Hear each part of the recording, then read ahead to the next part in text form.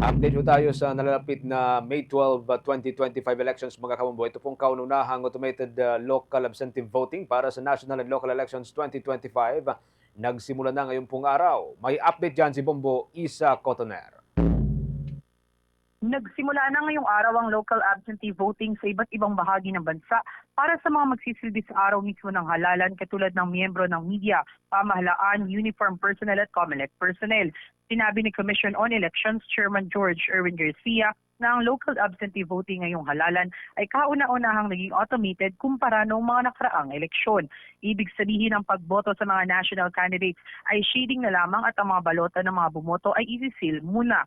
Pagdating ng Mayo 12, sabay-sabay itong i-feed sa automated counting machines na may mga witness din mula sa media at civil organizations. Kaugnay niyan, pakinggan natin ang pahayag ni COMELEC Chairman George Erwin Garcia. Pinakamadaming contingent sa Philippine Army. Dito po sa amin sa COMELEC ay 922 ang makakaboto ng mga kawani at opisyal po namin. So pinaboto po natin sila na mas maaga, national positions lamang po. Walang local position na involved. At ito po ang kauna-una ang pagkakataon sa ating local absentee voting na automated po. Ibig sabihin, wala mang machine sa bawat lugar kung saan boboto yung mga local absentee voter. Ang mga balota po nila ay safe keep at the same time nasa loob ng mga silyadong envelope. At ito po ay sabay-sabay nabubuksan sa Mayo 12 sa gabi at sabay-sabay din po itong ipifeed sa mga makina. Dito po gagawin sa main office ng COMELEC. Nangangahulugan na may yung mga ballot box galing sa iba't ibang ahensya ng pamahalaan, galing sa ating pong mga kampo, ay dadalhin lahat dito sa main office ng COMELEC upang dito po sabay-sabay na i-feed at bilangin. Hanggang sa Abril 30 ang local absentee voting. Dagdag pa ni Garcia, wala nang dapat dalhin pa ng mga identification cards sa pagboto dahil may listahan naman ang COMELEC ng mga approved local absentee voters.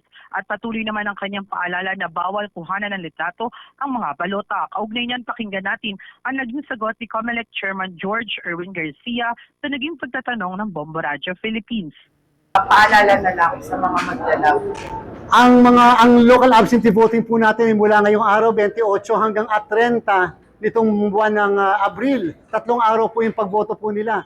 At hindi naman po nyo kinakailangan magdala pa ng kahit na anong identification sapagkat kung ako miyembro ng media, nandito sa NCR, pupunta ako sa COMELEC NCR dyan sa San Juan, naandyan na po sa kanila yung listahan ng lahat ng na-approve ng committee ng local absentee voting committee upang kayo ay kaagad na makaboto. So hindi na po kinakailangan ng mga iba pang identification na hahanapan po kayo. Ang mga bilin lang natin, siyempre, sana wala pong picture ng mismong balota.